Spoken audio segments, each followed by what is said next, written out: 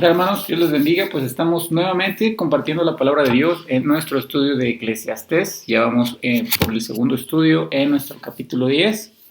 El día de hoy vamos a ver solamente 4 versículos, versículo 4, 5, 6 y 7.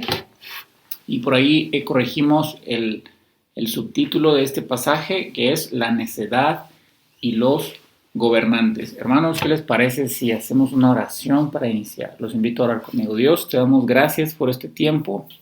Gracias por el tesoro de tu palabra, Señor. Haz tu obra por medio de ella en nuestras vidas. Transfórmanos, Señor, y úsanos para llevarla a otras personas que la necesitan. Impúlsanos, Dios, a compartir el Evangelio. Ponnos, Señor, con las personas que tú ya estás preparando para recibir tu palabra. Queremos ser fieles testigos tuyos y queremos también deleitarnos en tu ley, Señor. Concédenos estos privilegios. En el nombre de Cristo Jesús oramos. Amén. Entonces, la necedad y los gobernantes. Te voy a invitar a que abras tu Biblia, Eclesiastés 10, del 4 al 7, dice así: Si el espíritu del príncipe se exaltare contra ti, no dejes tu lugar, porque la mansedumbre hará cesar grandes ofensas. Hay un mal que he visto debajo del sol, a manera de error emanado del príncipe. La necedad está colocada en grandes alturas, y los ricos están sentados en lugar bajo. Vi siervos a caballo y príncipes que andaban como siervos sobre la tierra. Muy bien, hermanos, vamos a empezar con el versículo 4, acerca de que si el príncipe o el rey se enoja contra ti, no te levantes de tu lugar. Algo importante que hay que mencionar respecto a este pasaje es acerca del lugar. Eso es clave, ¿sabes? Un lugar en el autobús, en la iglesia misma, en la mesa, cuando te sientas a comer, pues no tiene un significado verdadero. A veces es nada más tu preferencia o la costumbre. Pero en la cultura hebrea, el lugar sí tenía una importancia y un uso muy evidente. Por eso en los evangelios podemos ver que los fariseos buscaban los primeros lugares en las sinagogas, porque el hecho de apartar un lugar decía mucho de aquel quien lo estaba ocupando. Si recuerdas también en las parábolas, Jesús les dice que no vayas a una fiesta y te sientes en el lugar más cercano al anfitrión. No vaya a ser que te diga ese lugar está reservado para un amigo más especial, más íntimo, y te vayan alejando. Entonces, los lugares a la mesa, cuando se sentaban en una fiesta, tenían un lugar, tenían una connotación y no eran simplemente donde te llegaras a sentar. También, no sé si recuerdan, lo vimos en las predicaciones de Marcos, Jacobo y Juan le pidieron a Jesús sentarse a su diestra y a su siniestra en el reino, y después los discípulos se enojan por esta petición. Y Jesús, después de la petición, diciéndoles, no es mío el darles yo estos lugares, después de esto él empieza a hablar: el que quiera ser mayor, el que se quiera enseñorear de ustedes o entre ustedes, será el servidor, ¿no?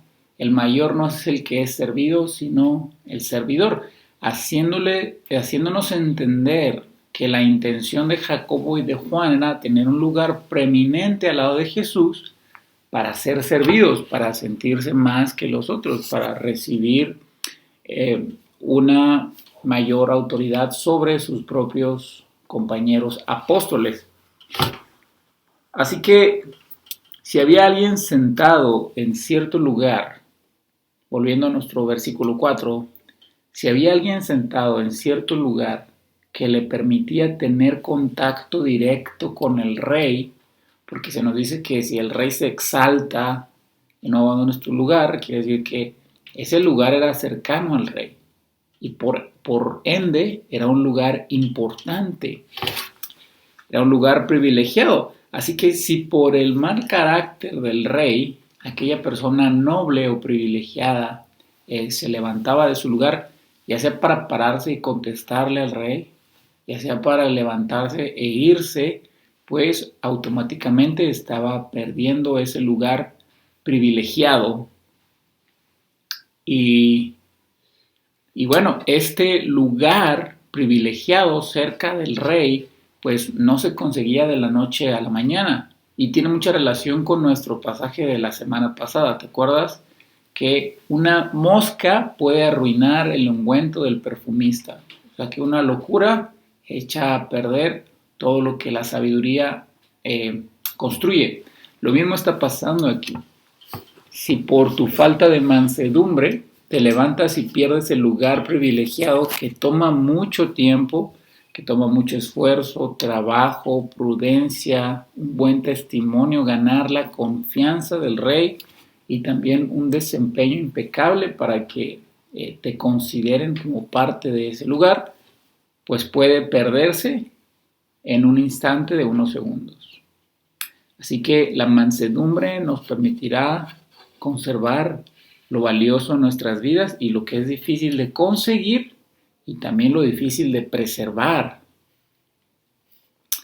Así que seguramente nosotros, hermanos, nunca vamos a estar delante de un rey, porque de eso se trata el versículo. Él está diciendo, no te sobreexaltes cuando un rey se enoje contigo o incluso si es injusto, ¿no? Porque la mansedumbre hará pasar, cubrirá las ofensas. Entonces, aunque quizá nosotros nunca vamos a estar delante de un rey o en un puesto político importante o tener un papel importante en el rubro social, no sé, quizás sí, pero lo más seguro es que no.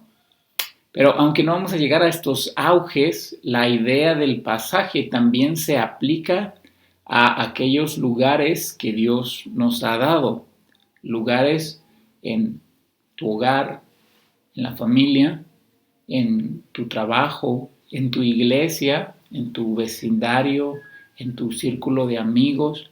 Dios te ha dado un lugar y cuando tú lo ves desde la perspectiva de Dios, es un lugar privilegiado también. Así que cuando pues un integrante de tu familia se exalte contra ti, no te levantes de tu hogar, de tu lugar, ya sea para contestarle o ya sea para abandonar aquel lugar. Y bueno, en estos tiempos lo vemos mucho en los matrimonios, ¿no? Que las parejas se divorcian por cualquier problemita o diferencia, porque no hay mansedumbre, porque no hay deseo de someterse y también de pues reconocer las responsabilidades de cada quien. Entonces, aunque bien no es muy probable que estemos delante de un rey o de un presidente o de alguien de tal autoridad, sí Dios nos ha puesto en un lugar. Y ese lugar, pues, Dios nos invita a que lo ocupemos con mansedumbre porque, aunque quizá muchos no lo van a ver, muchos no nos van a conocer, sigue siendo un lugar importante. Fíjate lo que dice Ambrosio respecto a este tema. Tú solo no eres la fuente del problema, hay más, pero también hay quien te instiga, el maldito diablo, hace sus sugerencias a todos, pero no prevalece por la fuerza sobre quienes no le ceden el paso. Por eso Eclesiastés dice, si la ira del gobernante estallara sobre ti, no abandones tu lugar. Si cierras la puerta, estarás fuera de su alcance y no te hará daño. Pero si eres tan descuidado como para admitir el pensamiento lujurioso, la reflexión hará que eche raíces dentro de ti y capturará tu mente y te arrastrará a un abismo de pecados. La mansedumbre, hermanos, es una clara evidencia de la sabiduría, ¿no? Y nosotros, pues realmente no solemos ser sabios, pero tenemos a un Dios vivo, que es la fuente de la sabiduría. Y no nada más es una fuente infinita de sabiduría, también es un Dios bondadoso que nos concede esta sabiduría de forma abundante. Hermanos, y aunque Ambrosio en esta cita que acabo de leer se refiere a la mansedumbre respecto a los pensamientos sexuales, pues realmente podemos aplicar la mansedumbre a muchas otras cosas más. Y específicamente este pasaje, este versículo 4, nos habla de la mansedumbre ante las ofensas de los otros. Entonces, todo aquello que viene a tu mente cuando algo te sale mal, cuando alguien te hace algo mal, y entonces el diablo aprovecha tu carne, ¿no? Y empieza a moverla, empieza a emulsionarla para que trabaje más, y entonces vienen estos pensamientos. No sirvo para nada, todo me sale mal, siempre soy un fracasado, no valgo nada. O también nuestros pensamientos carnales hacia los demás. No, es que hizo esto para lastimarme porque nunca ha valorado lo que yo hago y entonces empezamos a victimizarnos. Y también, hermanos, muchas veces alguien nos lastima de verdad con la intención, pero nuestra mente empieza a hacer más grande la herida que nos hicieron, al punto tal que es más el daño de nuestra carne hacia nosotros que el del otro hacia nosotros mismos. ¿Por qué? Porque entonces estos pensamientos empiezan a aflorar y aflorar y aflorar hasta que reinan en nuestra mente y nos hacen esclavos de ellos. Por eso dice ahí que la mansedumbre, versículo 4, hará cesar grandes ofensas. No nada más en el contacto con la persona que te ofendió, sino los pensamientos que se desencadenan dentro de tu corazón. Por eso la mansedumbre es una señal clara de sabiduría. Cuando hablamos de que Dios nos conceda sabiduría, no es nada más conocimiento, no es nada más tomar buenas decisiones, si entro a este trabajo o entro a aquel, sino también en cómo lidiamos con nuestras relaciones interpersonales. Ahora, hermanos, no solamente debemos pensar en el versículo de esta manera, en ser mansos primeramente con nuestras autoridades y después con nuestro prójimo que no tiene un puesto preeminente, también debemos verlo desde la realidad de que los asientos, hermanos, ya dijimos que tenían una importancia y una connotación, y por ello estaban ligados a la identidad de la persona que los ocupaba. Tú no podías ir y sentarte en el trono de un rey. Eso era un mensaje muy fuerte en contra del rey. ¿Qué crees que significaría? Yo voy a ser rey. Estoy buscando quitarte tu lugar, ¿no? Si por ejemplo un muchacho está con su novia en una banquita, entonces pasa alguien más y se sienta entre los dos, pues es una muestra de desafío muy grande, diciendo como que me gusta esta muchacha, ¿no? Es lo mismo con los asientos. El que tú te sentaras en un lugar hablaba mucho acerca de quién eras tú. Y por eso los fariseos y los discípulos y los invitados a las fiestas buscaban ciertos lugares, porque ellos querían ser vistos o considerados de tal manera, querían anunciar la identidad o apoderarse de cierta identidad. En el caso de los fariseos, pues querían aparentar piedad, que los demás dijeran, ese es un hombre piadoso porque se sienta allí. Los discípulos, decir, yo te puedo ordenar porque estoy sentado ahí y mi asiento dice quién soy yo, alguien que tiene más autoridad sobre ti. Y finalmente los de las fiestas, estoy sentado al lado del anfitrión porque soy el más importante de todos y porque me va a tocar la comida recién servida, los mejores servicios, voy a estar en la mejor plática y seguramente el anfitrión también me va a hacer los mejores regalos. Entonces, pararse del lugar o estar en un lugar, sentarse ahí, indicaba mucho acerca de la identidad de la persona. Incluso podríamos decir que determinaba quién era esa persona. Y por esto, hermanos, Efesios capítulo 1 nos habla acerca de lugares.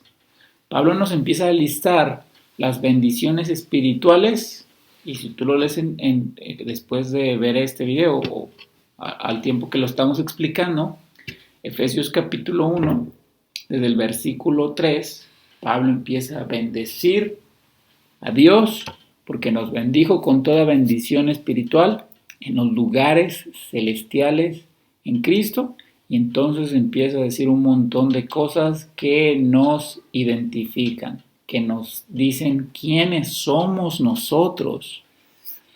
Y por lo tanto, toda esta lista de bendiciones espirituales en los lugares celestiales en Cristo constituye nuestra identidad. Así que, si aquel hombre sobre quien el rey se enojaba se levantaba de su lugar, perdía en cierto grado esta identidad, ¿no? A lo mejor seguía siendo Juan, pero ya no era Juan el noble o Juan el consejero del rey, sino solo Juan. Y pues con ello se perdían muchos privilegios y cosas que este hombre realizaba.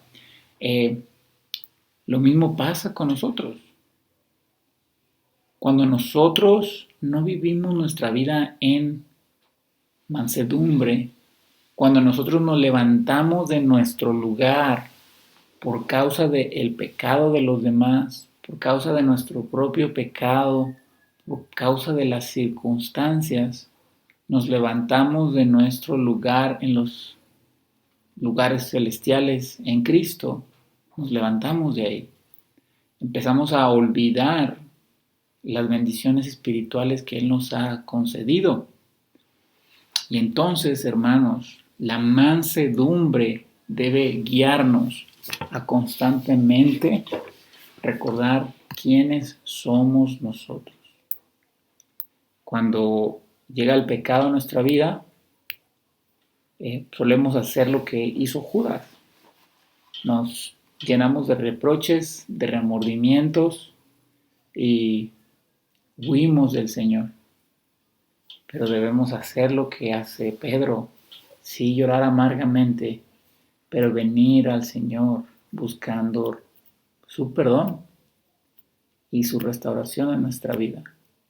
Por lo tanto, hermanos, el lugar representaba la identidad de la persona y Dios nos ha concedido un lugar celestial en Cristo. No dejemos entonces que los pecados de nuestra propia carne, los pecados de los demás y las circunstancias nos hagan levantarnos, olvidarnos del lugar que Dios ya nos ha dado en su Hijo Jesús. Así que, hermanos, dejes que el pecado de los demás te haga pecar, alejándote de tu Salvador. Versículo 5. Hay un mal que he visto debajo del sol, a manera de error emanado del príncipe. La necedad está colocada en grandes alturas, y los ricos están sentados en lugar bajo. Vi siervos a caballo y príncipes que andaban como siervos sobre la tierra. El versículo 6 voy a parafrasearlo porque nuestra versión de Reina Valera pues no lo hace muy claro. La necedad está colocada en grandes alturas y los ricos están sentados en lugar bajo. En otro sentido, a los necios, a los hombres que representan la necedad, se les dan puestos en grandes alturas, y los ricos, los que son capaces, pues tienen puestos de baja influencia o autoridad. Es lo que está diciendo. Así que podemos regresar al versículo 4 y pensar que sí, el príncipe se exalta contra ti por su necedad, porque los necios están puestos en grandes alturas, en puestos importantes como el de un príncipe.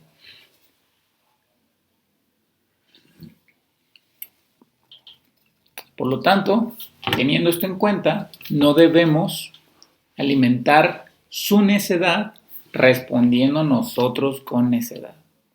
Entonces hay veces que tenemos un jefe en el trabajo, tenemos alguien por encima de nosotros en donde sea. Y a veces, si nosotros contestamos con necedad a su necedad, pues las cosas salen mal. Hermanos, y dado que nuestro gobierno humano nunca va a ser perfecto ni íntegro, sino como dice el predicador, que los necios ocupan estos puestos importantes, aunque no siempre es el caso, es una generalidad, es muy común que sí pase así, nosotros no debemos poner nuestras esperanzas en el gobierno humano. La Biblia dice, maldito el hombre que confía en el hombre. Y sabes, tristemente, es muy común, especialmente en Estados Unidos, que el cristiano parece mostrar más celo por su posición política que por Cristo, por el Evangelio. Y es bueno para defender su partido, su candidato, pero nunca evangeliza. Entonces no debe estar ahí nuestra pasión, nuestro gozo, nuestro fervor, nuestra esperanza, sino en Cristo. Hay algo muy interesante acerca de este pasaje también. Dice el versículo 7 que el predicador vio a siervos, a esclavos andar a caballo y que vio a príncipes y a reyes andar a pie. Pues probablemente para nosotros pues, no tiene mucho significado esto, no representa la gran cosa porque nosotros podemos montar un caballo en donde sea, no es algo sumamente extraño, ¿no? Incluso la gente monta caballos muchas veces como una atracción turística o como un medio de diversión por deporte. A veces, bueno, cuando yo era niño íbamos al parque y tenían ponis y podías subirte al pony por 3 pesos, no sé. Pero en la antigüedad, hermanos, montar un caballo no era algo común. Los caballos eran exclusivamente para la gente rica y poderosa. Entonces, un esclavo nunca iba a montar un caballo. Al punto tal que muchas veces, y especialmente cuando vemos la esclavitud como de las colonias en Estados Unidos, muchas veces un caballo era considerado más valioso que un esclavo. Eh, por lo tanto, no iba a ser común o lógico ver a un esclavo, a un siervo, montando a un caballo. Ahora, recuerda también que la esclavitud en la Biblia no es la esclavitud que el concepto que tenemos de Estados Unidos, ¿no? La esclavitud en el antiguo mundo era un sistema económico. De hecho, en la Biblia se habla de esto y hay como una regulación respecto a la esclavitud. Tú trabajabas 6 años y al séptimo eras libre. Y de hecho eras tan libre que llegaba un momento en el que tú podías hacerte un esclavo por amor y quedarte con tu amo porque preferías pertenecerle a él que quedar en libertad. Entonces el trato a los esclavos en el contexto bíblico era muy diferente. Entonces, aún a pesar de esto, pues un esclavo nunca iba a tener ni la condición económica, el poder adquisitivo, para poder tener un caballo y cabalgarlo. Entonces lo que él dice es sumamente ilógico para el contexto cultural en el que él vivía. El caballo lo montaban los ricos, los reyes, los nobles, los generales, los importantes, pero no un esclavo.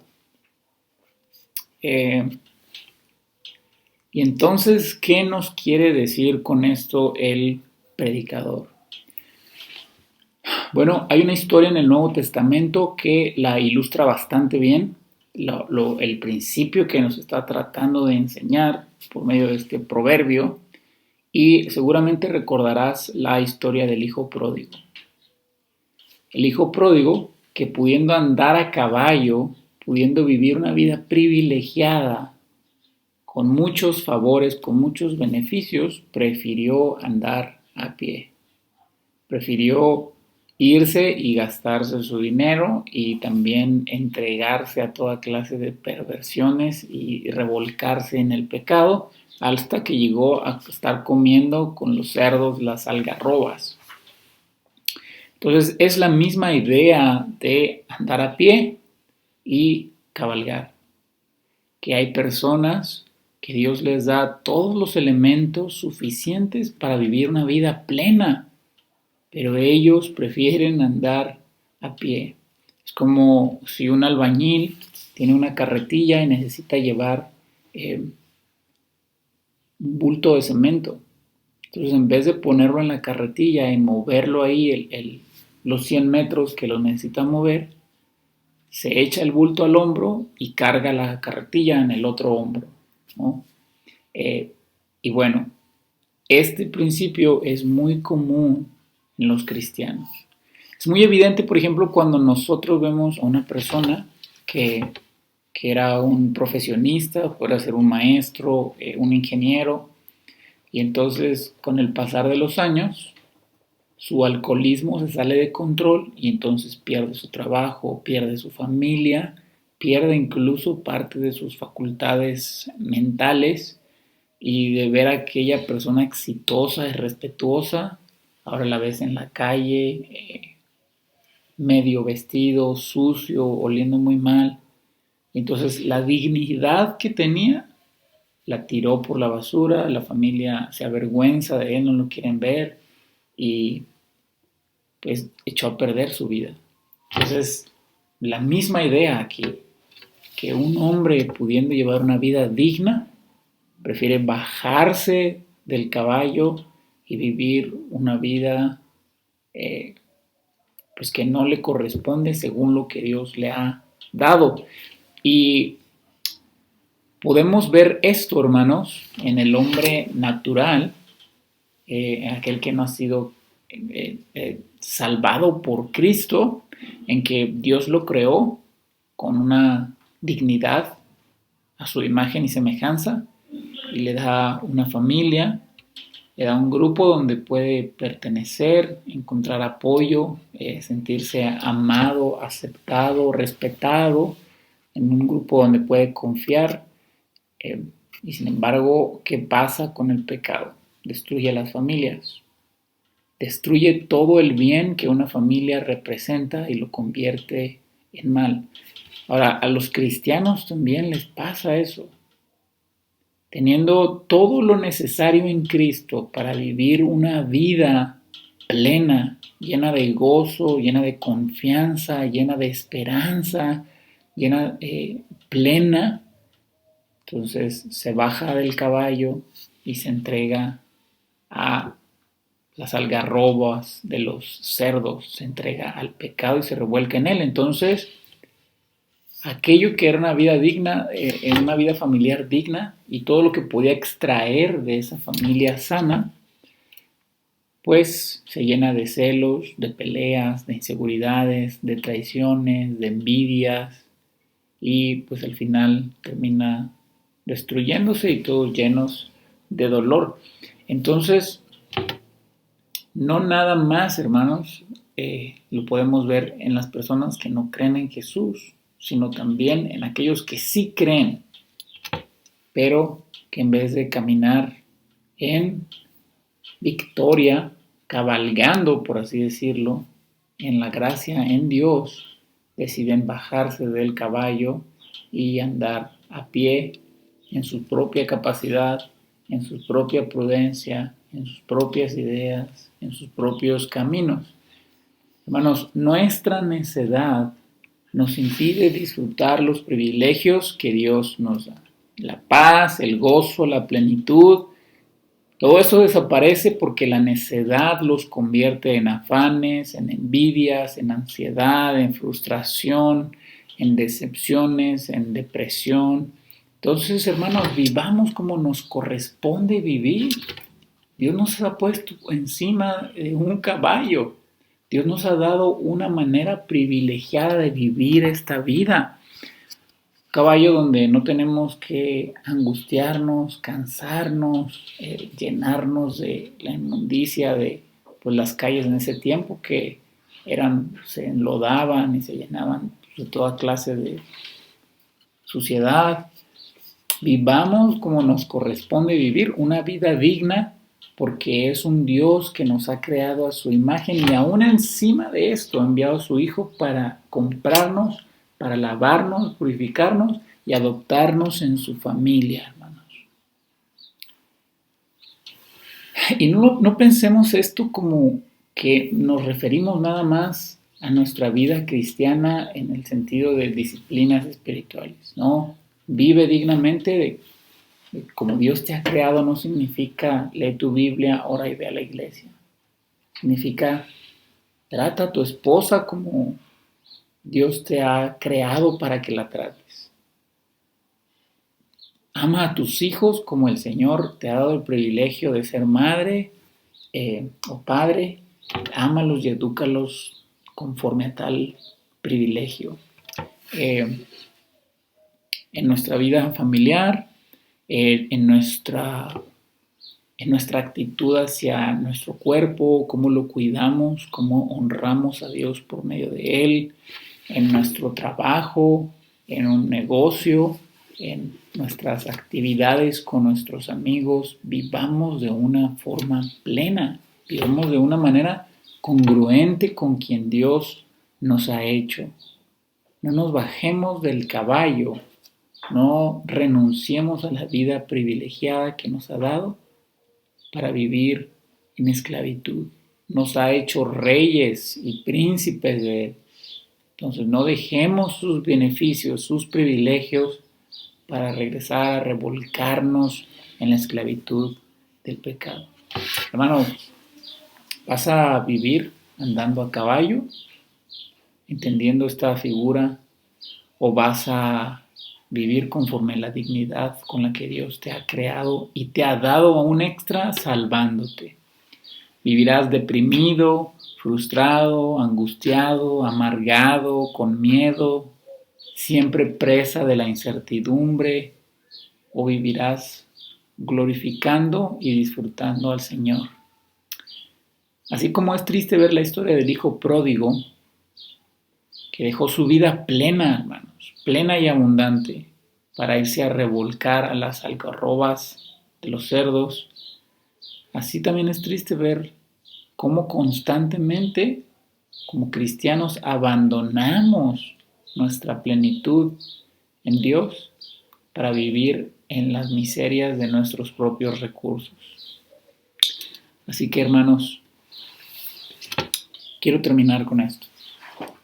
¿Te acuerdas que en los primeros capítulos de Eclesiastés el predicador estaba siempre desanimado y deprimido?